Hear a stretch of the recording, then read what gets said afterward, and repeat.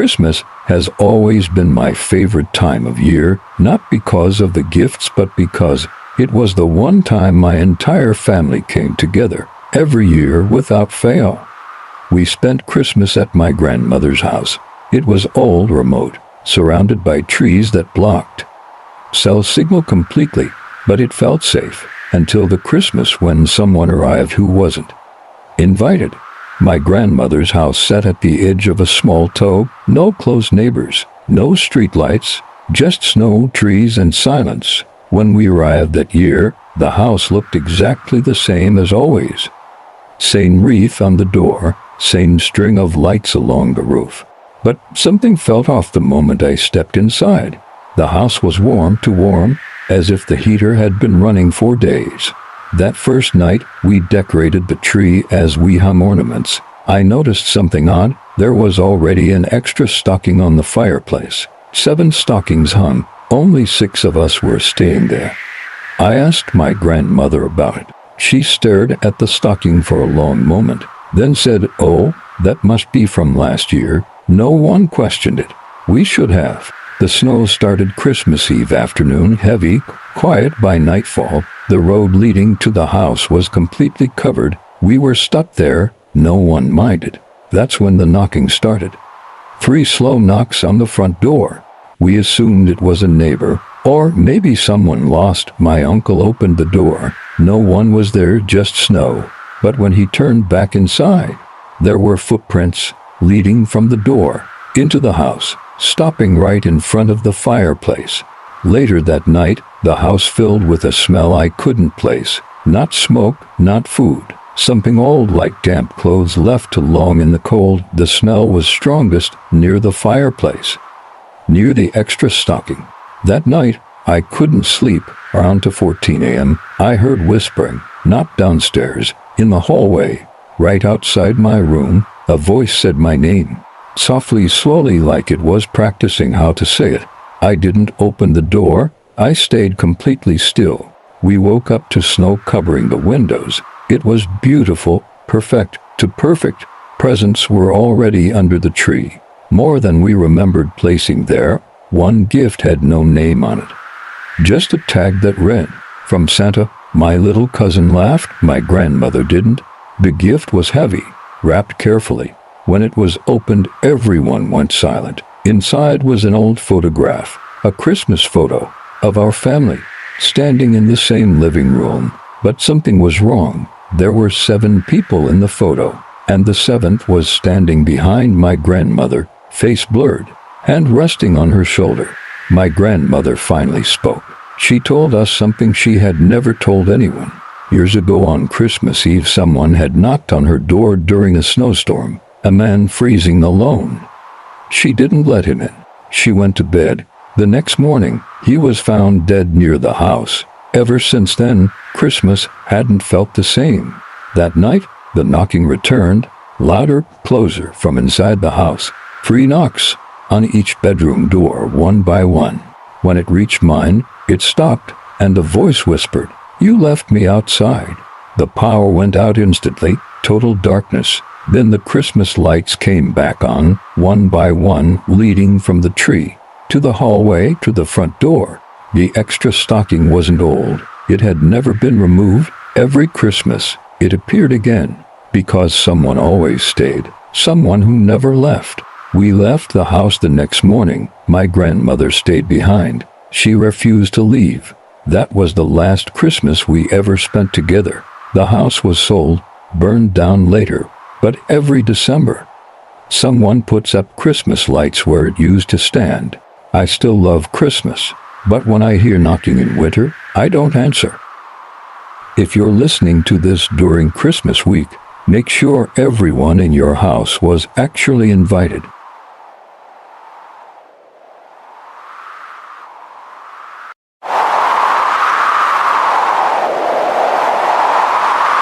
I never planned to spend Christmas alone, but that year everything fell apart at once. Work issues, family problems, travel cancellations because of a winter storm. By December 22nd, I was stranded in a small town I had never heard of before, the kind of place people only stop in Because the road forces them to. The town looked like something out of a postcard. Snow everywhere, Christmas lights on every building, music playing softly from speakers on the street. But there was something wrong with it. There were no children, none.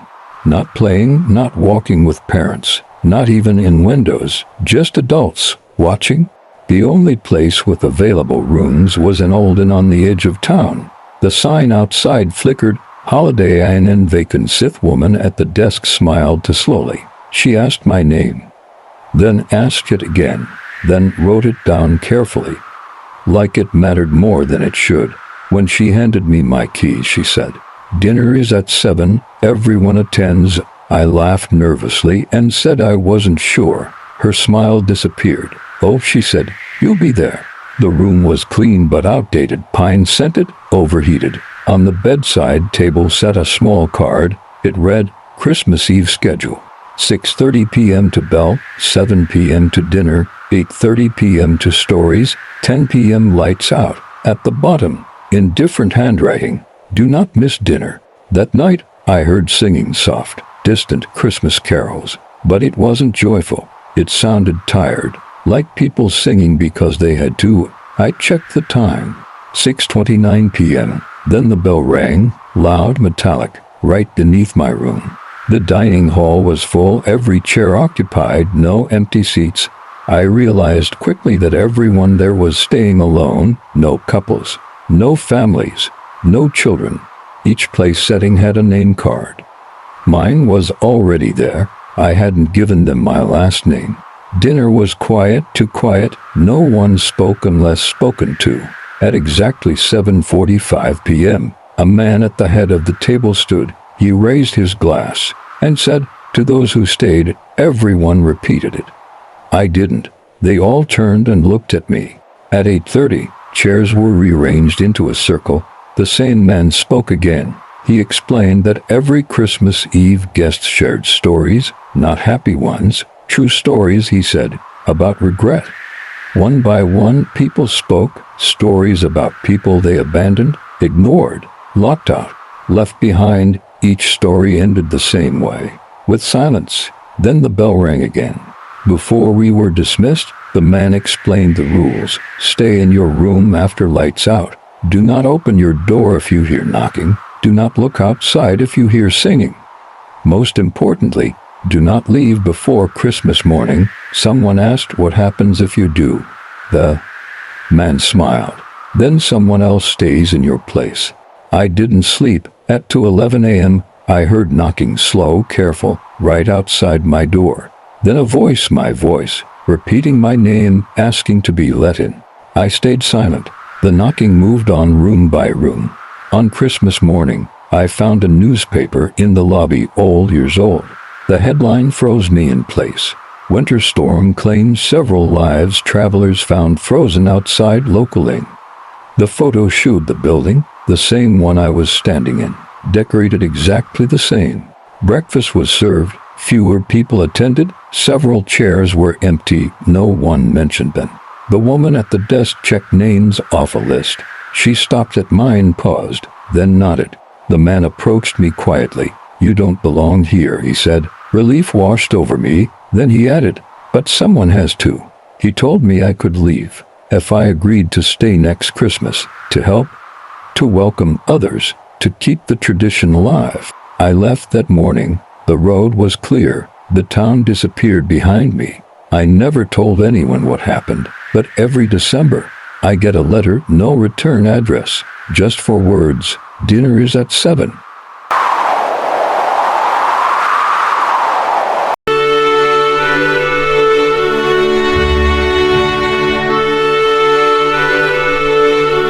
This story was sent to me by someone who asked to remain anonymous. They told me this happened over several days during Christmas season. There was an investigation. Nothing was ever officially found, but after reading what they experienced, I understand why they never went home again. I took the job because it paid extra for Christmas week. No one else wanted it. That should have been my first warning. I was hired as a seasonal night caretaker for a private residential estate, the kind of place rich families use once a year and leave empty the rest of the time. My responsibility was simple: keep the heat running, monitor the security system, make sure nothing froze or caught fire. That was it. The owners would arrive on Christmas Day. I would leave that morning. At least, that was the plan. The house was enormous. Old stone walls, high ceilings, long hallways that swallowed sound. Christmas decorations were already up. That struck me as odd. Lights on the staircase, garlands on the railings, a fully decorated tree in the main hall. But the house had been empty for months. The decorations were plugged in and warm.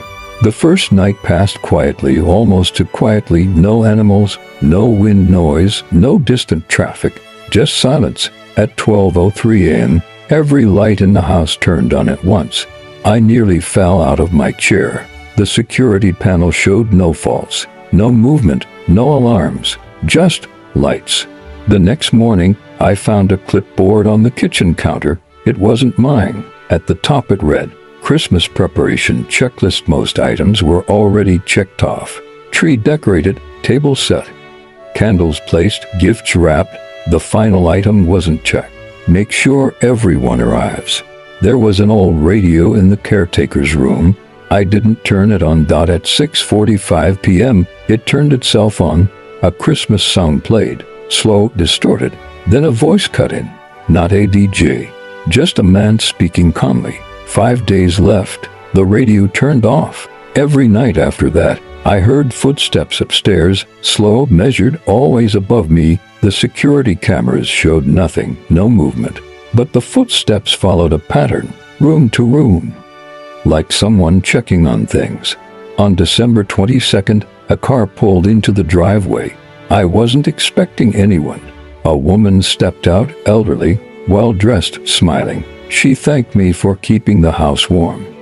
I told her she wasn't supposed to be here yet. She looked confused. "Oh," she said, "we're always here by now." That night I searched the house records, old documents, archived photos. I found a photo dated December 24th, 1987. A large family stood in the main hall, same tree, same decorations, same arrangement. The caption read, "Last Christmas together." There were 14 people in the photo, only 13 names listed. Each night, another guest arrived, always polite, always familiar with the house, always surprised I didn't recognize them. They never slept, they never ate, they just waited. By Christmas Eve, the house was full, laughter echoed through the halls, Christmas music played constantly. The table was set for 14, one chair remained empty. At 11:59 p.m., the radio turned on again. "Everyone is here." Then the footsteps stopped. They asked me to sit. I refused. The oldest man at the table looked at me kindly. "That chair isn't for you," he said. Relief washed over me. Then he added, "It's for the one who didn't make it." They told me what happened years ago. A Christmas Eve party, a storm, a locked gate. One guest arrived late. No one opened the door. They thought it was a joke. The next morning, the body was found frozen outside. Since then, the house prepares itself, every year, waiting. They told me why I was there. Caretakers always are docked to keep the house ready until someone stays. Someone takes the empty chair, so the others can finally leave. I ran. I didn't pack, didn't look back. The house lights followed me down the driveway, every window glowing like eyes. I quit the job, left the town, changed my name. But every December, I receive a package, no return address. Inside is a single Christmas ornament with a note. "Your chair is still empty. If you're alone this Christmas, make sure you're not filling someone else's place."